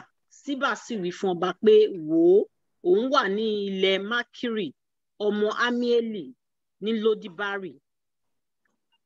Dáfídì ọba sì ránṣẹ́ ó sì mú láti ilẹ̀ Mákírì ọmọ Amieli láti Lódíbárì wá. Mèfíbóṣẹ́tì ọmọ Jónátánì ọmọ Sọ́ọ̀lù sì tọ̀ Dáfídì wá ó sì wólẹ̀ níwájú rẹ̀ ó sì bu ọlá fún un. Dáfídì sì wí pé Mèfíbóṣẹ́tì, òun sì dáhùn wípé wò ó, ìránṣẹ́ rẹ. Dáfídì sì wí fún un pé má ṣe bẹ̀rù nítorí pé nítòótọ́ èmi ó ṣe oore fún ọ nítorí Jónátánì bàbá rẹ, èmi ó sì tún fi gbogbo ilẹ̀ Sọ́ọ̀lù bàbá rẹ fún ọ, ìwọ ó sì máa bá mi jẹun nígbà gbogbo ní ibi oúnjẹ. Praise God. Thank you, my dear sister. More in Jesus' name. Praise God. Tẹ́ bá wo àárín yẹn, Dáfídì àti bàbá Mèfíbóṣẹ́tì náà jọjọ́ rẹ̀, that is Jonathan. Náà jọjọ́ rẹ̀ nígbà tí Dáfídì wà lọ́dọ̀ bàbá ẹ̀. Wọ́n rí gẹ́gẹ́ bí ọ̀rẹ́, ó mú gẹ́gẹ́ bí ara ẹ̀. Wọ́n tẹ̀lé ó bá aṣọ ìlẹ̀kẹ̀ ó bọ́ sí lọ́rùn. Kò sí oore téèyàn ṣe tó ṣe kí ni o tó gbé Ẹgbẹ́ Jonathan ṣe kí ni ó kọra mọ́ ọmọ yẹn, ó kọ mọ́ra mọ́ Dáfídì, ọmọ ò ní jèrè nǹkan tó jèrè yẹn. Àwọn náà gẹ́gẹ́ bí ẹnìkan fẹ́ lọ gbàdúrà o, tẹ́ bá wo nínú Lódébárì tí ọmọ Jonathan ń gbé, ó jẹ́ ibi tó ṣe nínú yàrá ìgbàgbé. Yàrá ìgbàgbé ló wà. Òun pàápàá ti gbàgbá rẹ̀ síbẹ̀ torí pé ọba pàápàá ò fojú rí arọ. Òun fúnra ò mọ̀ pé òun lè dìde. Òun fúnra ti gbàgbá rẹ̀ síbẹ̀. Bẹ́ẹ̀ ni ọ̀pọ̀lọpọ̀ náà ti gbàgbá ara ti rò pé a lè jẹ́ èèyàn. Ṣùgbọ́n bí Ọlọ́run ṣe ń bẹ tẹ̀mí ẹ̀ ń bẹ nínú ohunkóhun tá lè ká lè máa là kọjá. Ọwọ́ agbára tó gbé ọmọ Jonathan dìde kúrò nípa arọ. Gbogbo tó yarọ nínú ayé wa lọ́wọ́lọ́bà ogun ọ̀run agé dìde in the name of Jesus Christ. Ìsíríkà oríkà sáńtà oríkà ṣímà. Oko ìgbàgbé ló wà, ẹlòmọ́ ìlàkọjá ọtí ẹ̀mọ́ ipò òun lè ṣe kí ni òun lè dìde. Ṣùgbọ́n nǹkan tá nílò láti ṣe ní àkókò ẹ̀ ni pé Jonathan àti Dáfídì wọ́n ti jọ búra fúnra wọn. Dáfídì dẹ̀ rántí ìbúra yìí. Ó wà kọ̀pọ́sì fún wa pé tá bá ti búra pé a máa ṣe nǹkan kan tígbà tára bá tù wá a gbọ́dọ̀ rántí láti ṣe kí ni o láti múṣẹ. Torí pé ìta búra fún òòlù kò rántí ṣùgbọ́n ẹ̀mí mọ́ fún ẹ̀ ṣe kí ni ó máa rántí. Tẹ́ bá wo Jonathan ó ti kú. Ṣùgbọ́n Dáfídì sì rántí pé òun ti búra pé òun máa ṣe kí ni o. Jonathan dẹ̀ sọ fún ó tó bá dé ìjọba yẹn ó ní kó má ṣe kí ni o kó má ṣe gbàgbé òun. Àwọn náà gẹ́gẹ́ bí ẹnìkan a gbọ́dọ̀ dúró lórí májẹ̀mú tábà Ọlọ́run dá. A gbọ́dọ̀ dúró lórí májẹ̀mú tá a ṣe pẹ̀lú Ọlọ́run. Ẹlòmíràn sọ fún Ọlọ́run pé Olúwa tó bá ṣe nǹkan báyìí fún mi wọ́n báyìí máa ṣe ẹ jẹ́ kára kóòtù kò tẹ̀ rántí. Ọlọ́run dẹ̀ dúró lórí májẹ̀mú. Tí Hánà bá mú májẹ̀mú ẹ̀ṣẹ̀ láti mú Sámúẹ́lì padà wá sí ọ̀dọ̀ Ọlọ́run bó ṣe jẹ́jẹ́ àwọn ọmọ tó kù tó bí yẹn kò lè rí wọn bí. Tábà ti lè jẹ́jẹ́ ó ló sọ kéèyàn má jẹ́jẹ́ pé kéèyàn jẹ́jẹ́ kó má mú ṣẹ. Mi mọ orísìí tí mo fi lọ síbẹ̀ ẹ̀bẹ̀ tó Ọlọ́run bá ẹnìkan wí láàrin wa. Ẹni ẹ̀jẹ̀ tó jẹ́ níwájú Ọlọ́run please mú ẹ̀jẹ̀ ẹ̀ṣẹ̀. Mú ẹ̀jẹ̀ ẹ̀ṣẹ̀ ẹ mú ẹ̀jẹ̀ ẹ̀ṣẹ̀ kí àwọn rere tọ́lọ̀ ní ẹ wò ọmọ 6 ni Ọlọ́run ṣètò wá fún Hánà lẹ́yìn ìgbà tó ṣe kí ni o tó lọ fi ọmọ yẹn sílẹ̀ bó ṣe kéré tó ṣùgbọ́n kó ní ọmọ tí mo ti ń wá látijọ́ yìí kó dì mú. Bẹ́ẹ̀ ni ọ̀pọ̀lọpọ̀ wa ohun kékeré báyìí la máa dì mú. Ohun kékeré tá a bá dẹ̀ mú mọ́wọ́ yẹn tí a bá sọ sílẹ̀ ńlá tó bọ̀ ní ráyè nígbà tá a bá di ọwọ́ ńbọ ní láfẹ́ dúró sí. Ọwọ́ téèyàn bá di nǹkan mìíràn lè wọ̀ bẹ́ẹ̀. Nǹkan kékeré ta níyẹn ó jọ ọ̀pọ̀lọpọ̀ lójú kò jẹ́ kó lè fàyè sílẹ̀ fún Ọlọ́run àti sọ ìdámẹ́wàá pàápàá ìṣòro ni. Nínú ẹ̀yin ará mi ní Olúwa ẹ jẹ́ ká fi tọ́lọ́run ṣàkọ́kọ́. Kí ni mo rí nínú ayé Dáfídì? Àkọ́kọ́ ni pé ó rántí ẹ̀jẹ̀. Ìkejì ó jẹ́ ẹni tó ṣàánú. Ẹni tó bá ṣàánú ló máa ṣe kí ni o ló máa rí àánú gbà. Ìkẹta ni pé ó jẹ́ ẹni tó nífẹ̀ẹ́. Tá bá wo àlèráyè lọ síbẹ̀ tá bá wo 1 Samuel 18:3 yẹn ẹ̀rù pẹ̀lú Jonathan bó ṣe nífẹ̀ẹ́ ara wọn. Ọ̀pọ̀lọpọ̀ àgbà ọmọ ọ̀dọ̀ sọ́dọ̀ wọ́n rí gẹ́gẹ́ bí ẹrú. Ọmọ ọ̀dọ̀ yìí kẹ́ ló fẹ́ gbé wa dìde lọ́la. Ẹ wo ẹ̀yin adẹ́tẹ̀ yẹn ọmọ ọ̀dọ̀ ló jẹ́ kó kúrò nípa adẹ́tẹ̀ bó ṣe lágbára tó ń jagun tó ẹ̀yìn ìlú ló ń gbé. Gbé tí ọmọ ọ̀dọ̀ ẹ ló jẹ́ kó máa gbénu ilé. Tí ọba ṣe ọmọ ọ̀dọ̀ ẹ gẹ́gẹ́ bí ọmọ ẹrú dẹ̀ kíkẹ́ ṣe ọmọ ẹrú ni. Bó ṣe jẹ́ ẹrú tó ìyàwó ẹ̀ ṣe gẹ́gẹ́ bí ọmọ.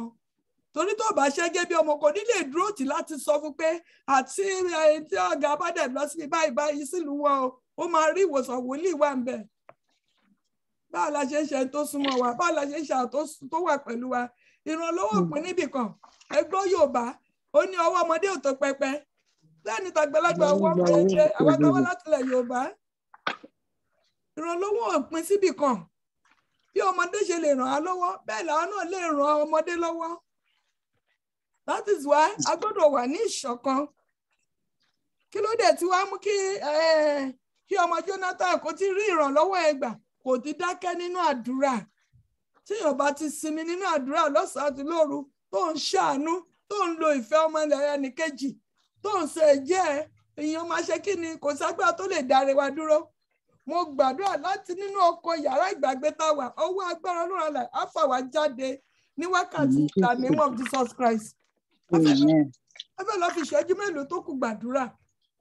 Ẹ jẹ́ kó lọ sọ fún Ọlọ́run. Olúwa, níbo ni mi ò ti ṣàánú tó? Olúwa dáríjì mi.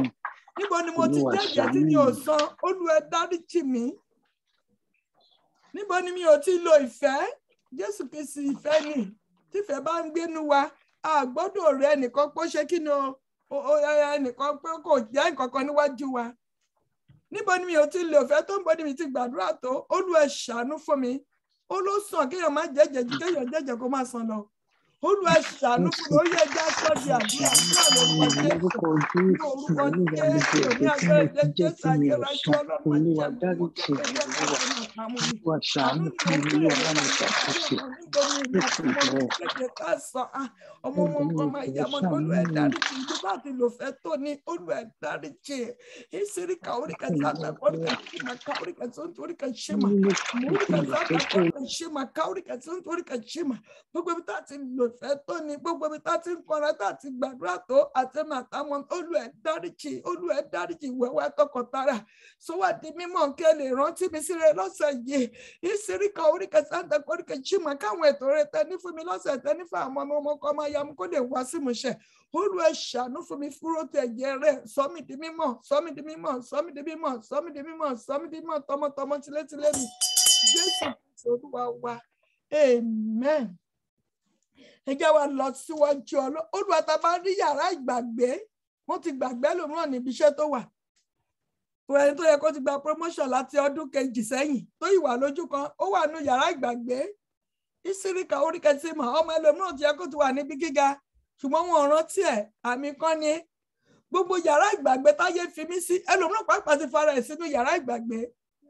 Ẹ wo ọmọ Jonathan yẹn ó ti gbé ohun òrò pé òun lè jẹ èèyàn ẹni tó bá ti ní Kristi kò yẹ kó rọra ẹ̀ pín ẹlòmíràn ní ṣé mo tẹ̀lé bọ́ nínú ogun ìbáyìí no o gbọ́dọ̀ sọ̀rọ̀ gidi síra all the time ẹnu wa àṣẹ ni o gbọ́dọ̀ robi síra nǹkan tó yàn bá rò síra ẹ̀ ló máa ń wá sí ìmúṣẹ tó bá ń ro rere pé máa ṣe rere ó gbọ́dọ̀ wá sí ìmúṣẹ ìsíríkà oríkà tí ó ń toríkà ṣémà ẹ já lọ síwájú Ọlọ́run ẹ já sọ fún Ọlọ́run pé Olúwa nínú àánú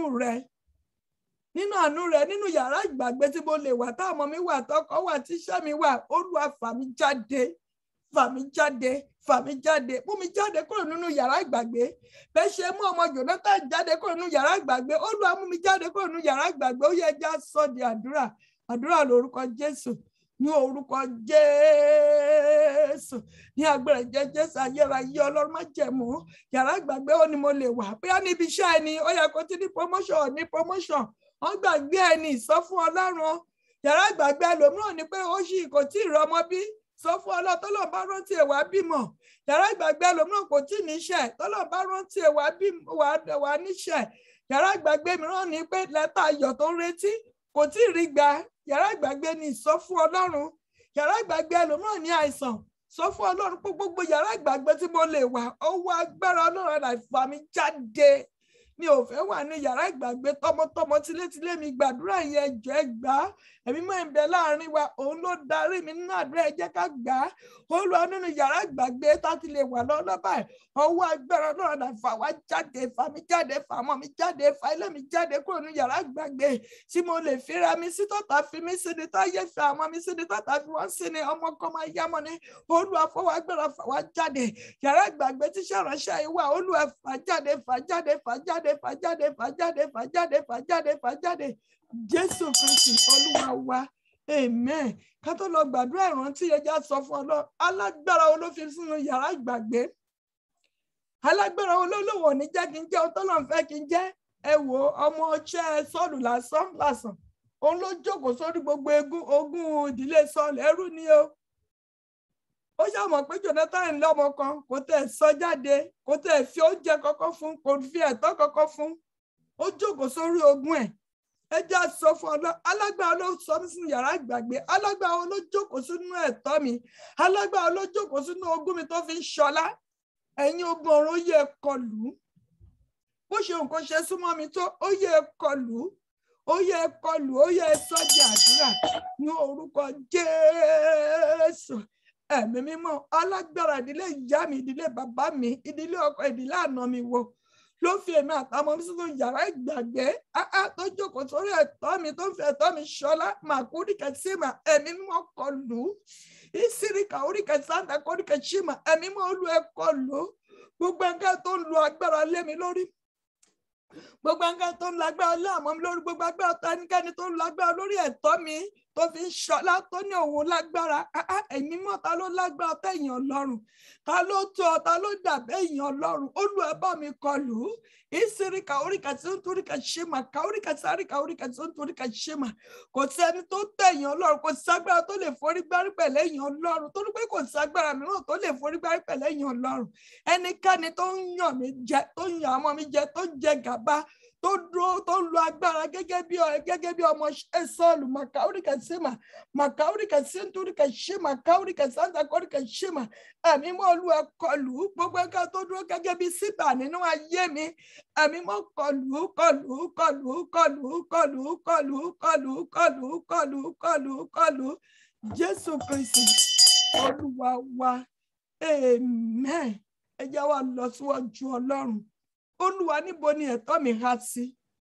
Níbo ni ire mi há sí? Níbo ni fàlàyọ̀ mi há sí? Níbo ni ìbùkún mi há sí? Ọwọ́ agbára tẹ́ fi gba ti ọmọ Jonathan jáde fún. Mo ṣe fitifẹ́tì, mo fi pọ́ṣẹ́tì. Ọlọ́run gba ẹ̀tọ́ ìjáde fún lọ́wọ́ Síbà. Olúwa, ẹnikẹ́ni tó jókòó sórí ẹ̀tọ́ mi, Olúwa ẹ fọwọ́ agbára gbà jáde fún mi. Olúwa fọwọ́ agbára gbà jáde fún mi. Ẹnikẹ́ni tó jókòó sórí ẹ̀tọ́ ọmọ mi, ẹnikẹ́ni tó jókòó sínú ẹ̀tọ́ ọmọ ọkọ máa yá mọ́ níbikíbi tí ẹ̀tọ́ mi há sí. Ọwọ́ agbára Ọlọ́run àlà ó yẹ gbà jáde. Ẹ̀rí bẹ́ẹ̀ yẹn Ọlọ́run gbà jáde o. Ó ní ọba sì pe Síbà ìránṣẹ́ Sọ́ọ̀lù, ó sì wí fún un pé gbogbo nǹkan tí ń ṣe ti Sọ́ọ̀lù àti gbogbo èyí tí ń ṣe ti ìdílé rẹ̀ ni èmi ò fi fún ọmọ olúwa mi. Ìwọ àti àwọn ọmọ rẹ àti ìránṣẹ́ rẹ yóò máa ro ilẹ̀ fún un. Ìwọ yóò sì máa mú ìkórè wá fún. Ẹ tí wá wò ó ti jókòó sílé ni àtàwọn ọmọ Síbà gbogbo wọn náà ti ṣẹrú fún. Olúwa, gbogbo ẹnikẹ́ni tó ń fi ẹ̀tọ́ mi ṣọlá, Olúwa wọbẹ̀ lọ gbẹ̀tọ́ mi fún mi.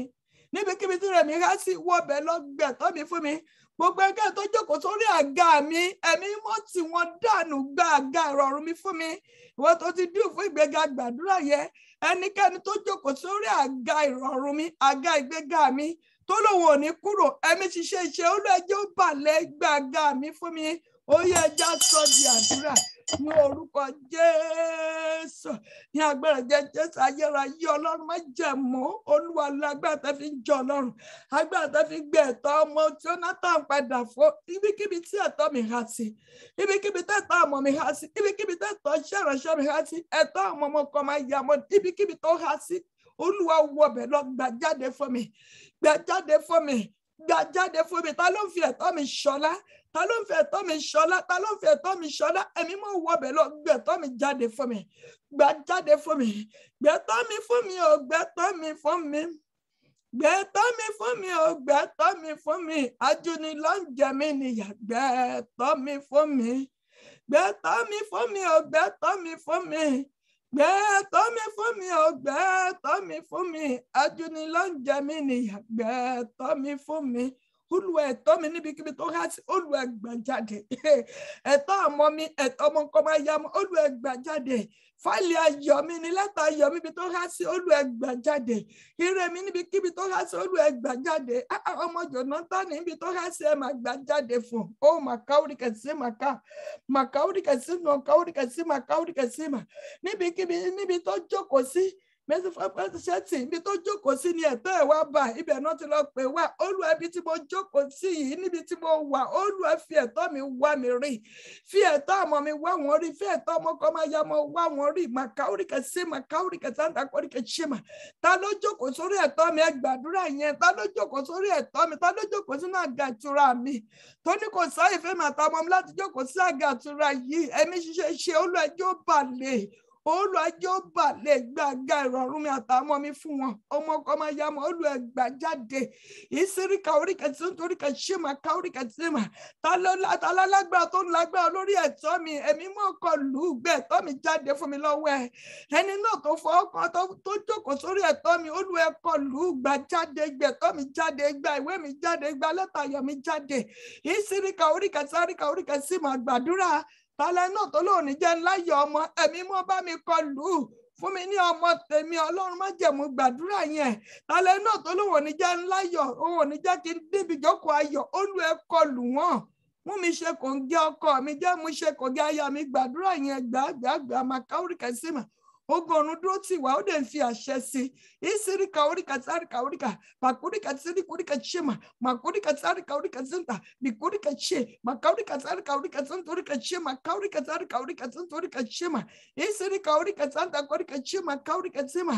ọwọ́ ọ̀gá wa lẹ̀tọ́ wa ń bẹ ni ó yẹ gbèrè ọwọ́ ìjọba ni ó yá gbogbo ẹ̀tọ́ mi tó ń bẹ lọ́wọ́ ìjọba olú ẹgbà fún mi ẹ̀tọ́ àwọn mi tó ń bẹ lọ́wọ́ ọ̀gá wa olú ẹgbà jáde ẹgbàdúrà ẹ̀tọ́ ẹlòmíràn nínú wa ń bẹ lọ́wọ́ ọmọ tó ṣe lálàálé lórí wọn rántí ẹ sọ fún Ọlọ́run olú ẹ̀tọ́ mi lọ́wọ́ àmọ́ mi olú ẹgbà jáde fún mi màkàórí kẹsìmà ẹ̀tọ́ ẹlòmíràn ń bẹ lọ́wọ́ ọkọ ẹ sọ fún olú ẹgbẹ̀tọ́ mi tó ń bẹ lọ́wọ́ ọkọ mi tí ò jẹ́ kó ráyè tí wọ́n gbàgbà tó jẹ́ kó ráyè gbọ́ tèmi olú ẹkọ lù ú gbẹ̀tọ́ mi fún mi gbàdúrà yẹn màkàórí kẹsìntorí kẹsìmà ìsíríkà orí kẹsàríkà oríkà pàkúrí kẹsìntorí kẹsìmà múrí kẹsàríkà orí kẹsì ẹnikẹ́ni tí ẹ̀tọ́ mi ń bẹ lọ́wọ́ ẹ̀tọ́ ẹlòmíràn ń bẹ lọ́wọ́ tẹ́nàntì o ẹ sọ fún gbogbo ẹ̀tọ́ mi tó ń bẹ lọ́wọ́ tẹ́nàtì ni tó fi ẹ̀tọ́ mi dùn mí ẹ̀mí mọ̀ wọ ọbẹ̀ lọ gbẹ̀tọ́ mi fún mi gbà fún mi gba ohun ìní mi fún mi lọ́wọ́ ẹnikẹ́ni tó jókòó lé lórí gbogbo ẹnikẹ́ni tó jókòó sórí ohun tó tọ́ sàmọ́ mi ẹ̀mí mọ̀ tí wọ́n dànù gbogbo ẹnikẹ́ni tó jókòó sórí ohun tó tọ́ sí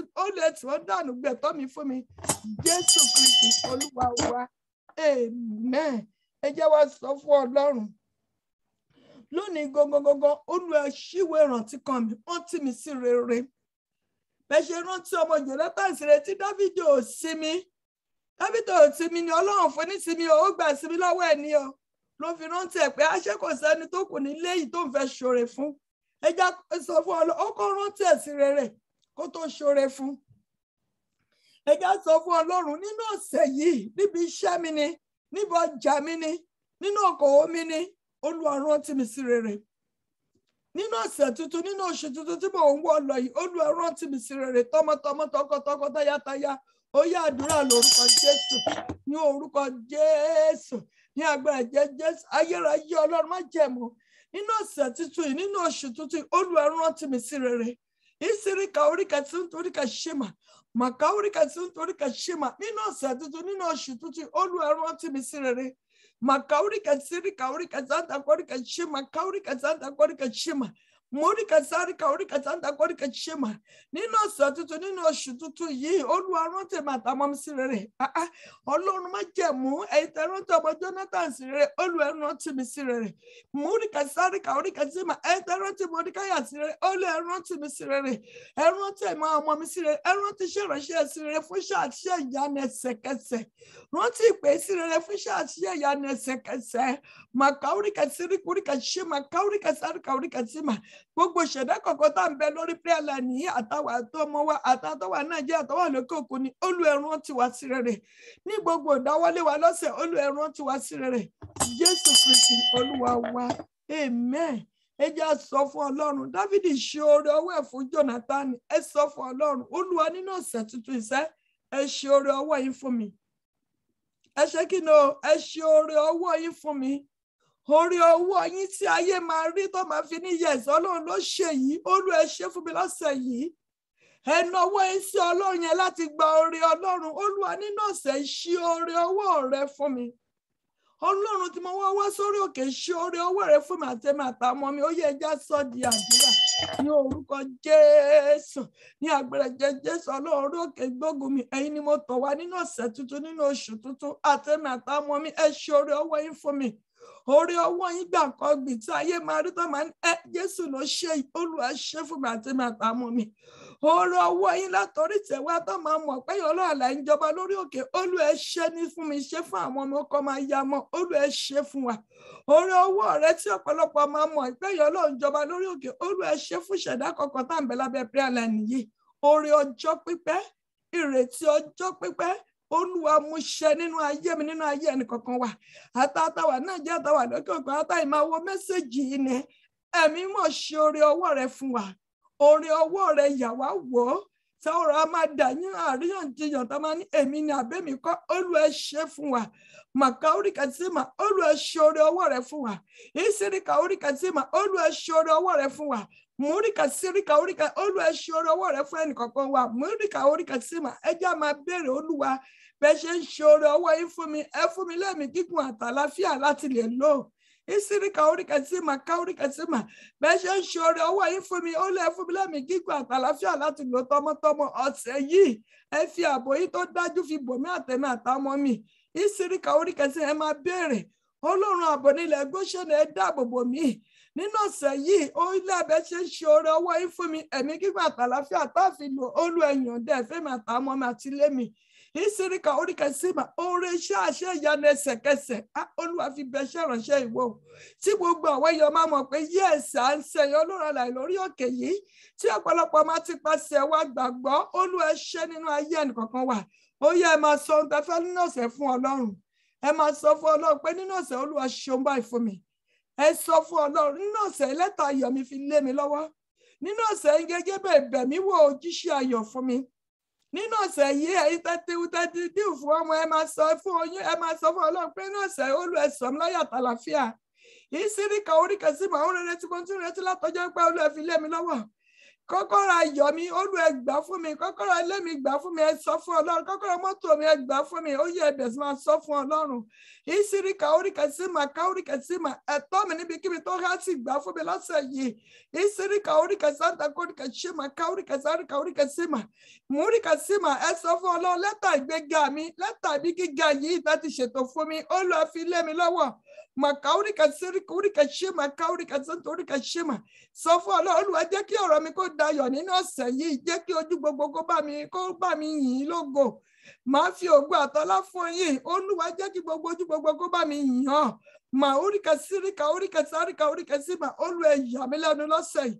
makurika sirika urika santa kurika shima Olúwa sọ fún Olúwa ṣílẹ̀kùn ayọ̀ fún mi lọ́sẹ̀ yìí ṣílẹ̀kùn ìgbéga fún mi lọ́sẹ̀ yìí nítòótọ́ Olúwa bùkún mi lọ́sẹ̀ yìí ó yẹ sọ fún Ọlọ́run nítòótọ́ Olúwa Ọlọ́run òkè gbógun mi bùkún mi nítòótọ́ pèsè fún iṣẹ́ ọwọ́ mi lọ́sẹ̀ yìí màkàóríkà síma ìsíríkà oríkà sáríkà oríkà sáńtà kóríkà ṣíma jẹ́ káyé kó bá mi kí aleluya lórí òkè yìí nínú ọ̀sẹ̀ yìí níparí ọ̀sẹ̀ yìí jẹ́ kó bá mi yìn lógo jẹ́ kí ẹnu mi kó kún fún ọpẹ́ àti fún ìyìn ògo ni fún orúkọ yín Jésù Kristi Olúwa wa.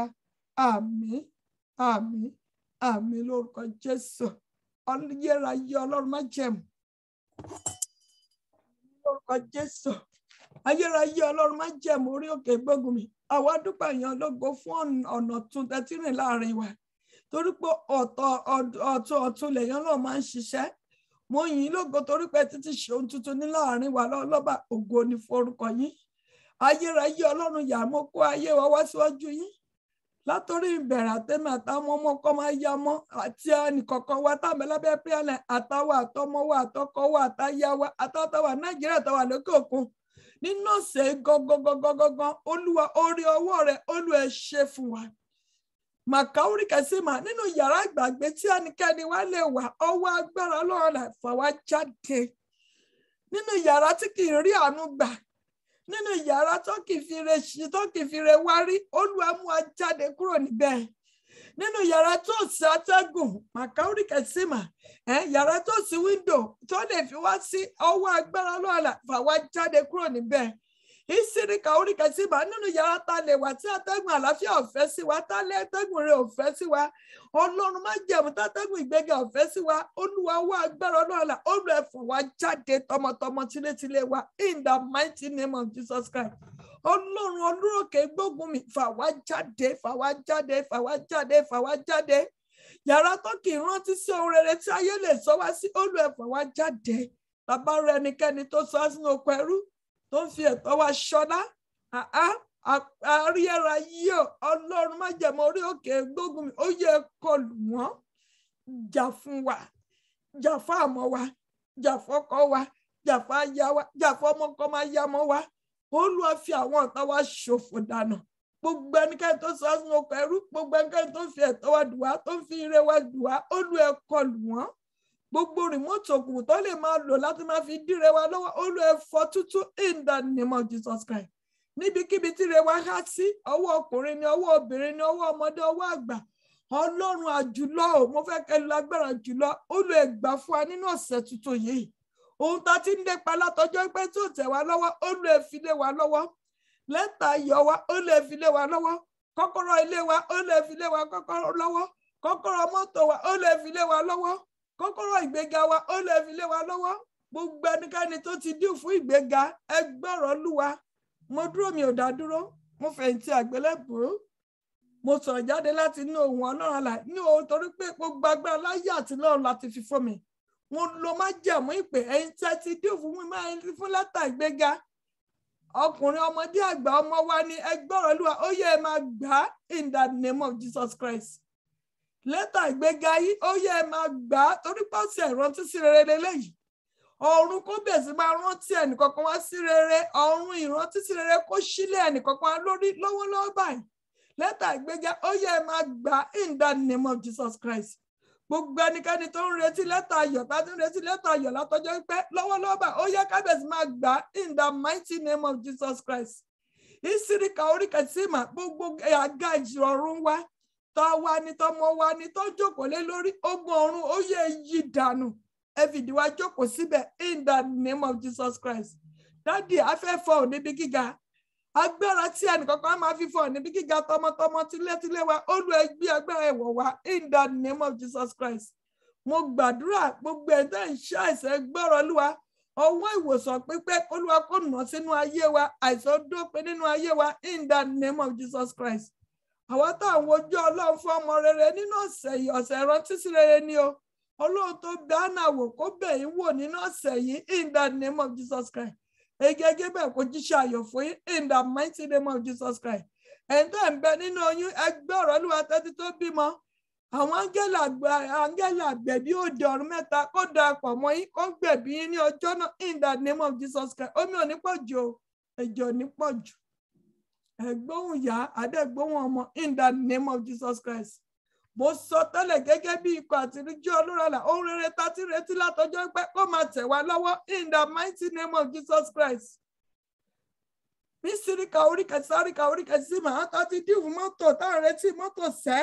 Ẹ̀mí mọ́ ní kí n ti gbàdúrà yẹn kó sì kù tó mara mọ́tò kó sì tó parí. Kọ́kọ́rọ́ mọ́tò yìí ó yẹ máa gbà in the name of Jesus Christ. Ìwé ìrántí sí rere láti gba kọ́kọ́rọ́ mọ́tò ó yá kó tiẹ̀ wá lọ́wọ́ in the name of Jesus Christ. Ẹ̀yin tí tẹ́ wà nílé tẹ́nàntì, kọ́kọ́rọ́ tẹ́nàntì Olúwa kó gbà lọ́wọ́ yín, ó yẹ gba kọ́kọ́rọ́ landlord in the name of Jesus Christ. Ire, ayọ̀, ìbùkún, ìgbéga lọ́sẹ̀ kó wá wa rí in the name of Jesus Christ. Látòrí ìtẹ́wá lábẹ́ ọ̀run ṣíṣí, kọ́lọ́run kó tú ohun rere kó túlé wa lórí in the name of Jesus Christ. Kí ohun rere kó máa fà nínú ayé wa, nínú ayé àmọ́ wa, nínú ọmọ kó máa yàmọ́ lọ́sẹ̀ yìí in the name of Jesus Christ. Ìwọ ṣe ìránṣẹ́ gospel word at 3 minutes gbọ́rọ̀ Olúwa nínú ọ̀sẹ̀ tuntun, nínú oṣù tuntun. Iṣẹ́ àṣẹ ìyanu ẹsẹ̀kẹsẹ̀ kó máa fara in the mighty name of Jesus Christ. Ìsíríkà oríkà sáríkà oríkà santa oríkà ṣímà ká oríkà santa oríkà ṣímà. Ìsíríkà oríkà sáríkà oríkà santa oríkà santa ká kúkúmà ká oríkà santa oríkà ṣímà. Mà oríkà sáríkà oríkà santa oríkà ṣímà ká oríkà ṣímà. Gbogbo ibi tó bá ti kà wọ́n lórí rẹ lọ́sẹ̀ yìí. Ibẹ̀ ni kémi àtẹ̀yìn àtàwọn àtọmọ wa ká wà in the name of Jesus Christ. Múríkà síríkà oríkà símà, ìrẹ́wà di àpélẹ́mọ́ o. Ẹnikẹ́ni tẹ́tà ń bẹ lọ́wọ́ ẹ̀ṣẹ̀ kó dínà mọ́ lọ́wọ́ kó máa release ẹ̀ by fire by force in the name of Jesus Christ. Múríkà sáríkà oríkà sáríkà oríkà santa oríkà símà. Mìkà oríkà sáríkà oríkà símà tábà rẹ̀ ẹnikẹ́ni tọ́ta ń dá lẹ́jọ́. Nínú ẹ̀mí nínú ara ẹjọ́ yẹ ogun ọ̀run kó túká in the mighty name of Jesus Christ.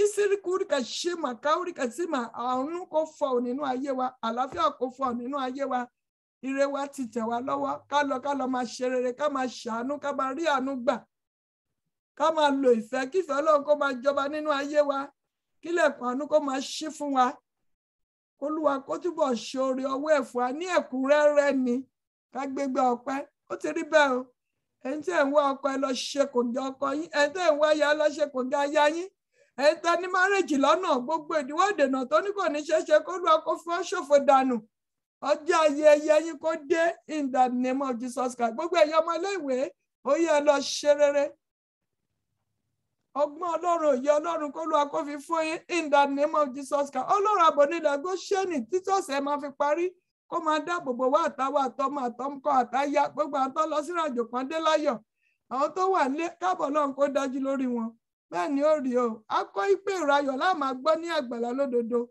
èmi àti ẹ̀yin ìròyìn ayọ̀ la máa gbọ́ lórí ayé wa ní orúkọ ti Bàbá àti tọmọ àti tẹ̀mímọ́ ní orúkọ Jésù Kristi Násárẹ́tì ni mo gbàdúrà mo dẹ̀ ṣe súre fún yín tọkàntọkàn tí mo súre fún ẹnìkankan tọkàntọkàn ogun ọ̀run náà kò súre fún mi kó súre fún àmọ́ mi kó súre fún ìdílé mi ẹnikẹ́ni tàbí náà obìnrin tó bá fẹ́ dojúkọ mi dojúkọ àmọ́ mi àdàbí tí bá lu ọ̀rọ̀ mi àdàbí tí bá lu agbára mi àdàbí tí bá ní àṣẹ kan ṣùgbọ́n fẹ́ pé ẹ̀mí mọ́ ló ń ṣiṣẹ́ lórí òkè yìí ẹni tó bá dojúkọ mi dojúkọ ọmọ ọmọ kọ́ máa ya mọ́ ilẹ̀ kó lanu kó máa gbé wọn mi àmín lórúkọ Jésù ilẹ̀ kó lanu kó máa gbé wọn mi lẹ́ẹ̀kan sí gbogbo ẹgbẹ́ lọ tó lóun pè tó bá ń fa àlá abẹ́ prógámù yìí kí ogun ọ̀run kó ṣèdájọ́ fún wọn in the name of Jesus Christ ẹnikẹ́ni tó bá lè máa wá sí prógámù yìí láti wá ṣàdúrà orí òkè jẹ ẹ̀mí mọ́ ọwọ́ ikú wò sí lára in the name of Jesus Christ láì jẹ́ gbókà kò gbọ́dọ̀ nísinmi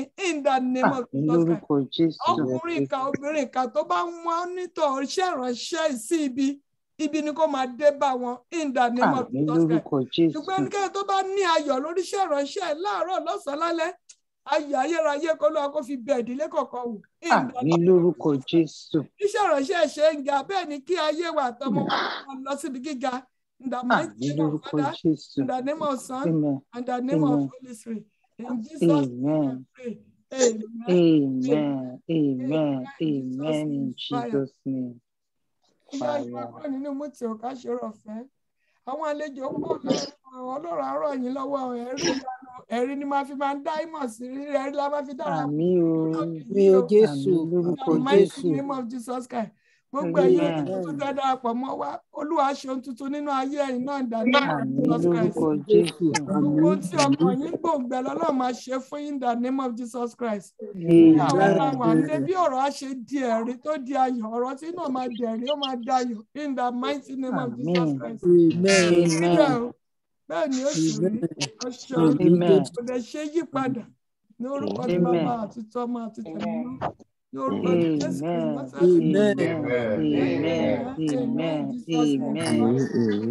Jésù Kristi aṣọ́rọ̀ ọ̀fẹ́ papọ̀ orí ọ̀fẹ́ Jésù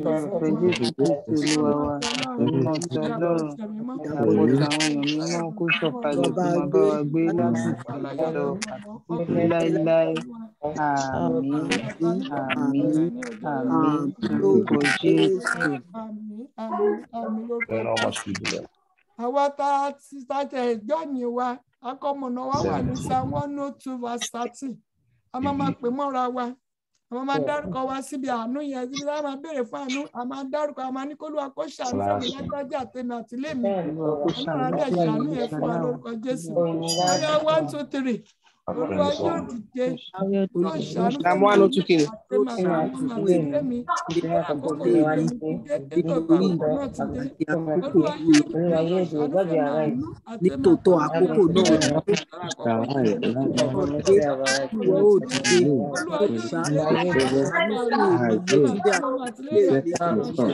ṣe àdúrà tán ṣe nítòótọ́ àkókò náà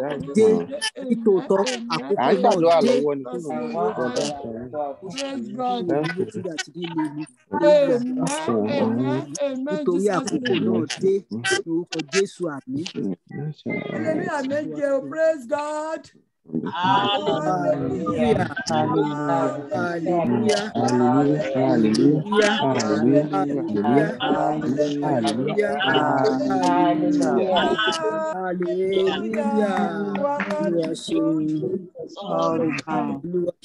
Hallelujah.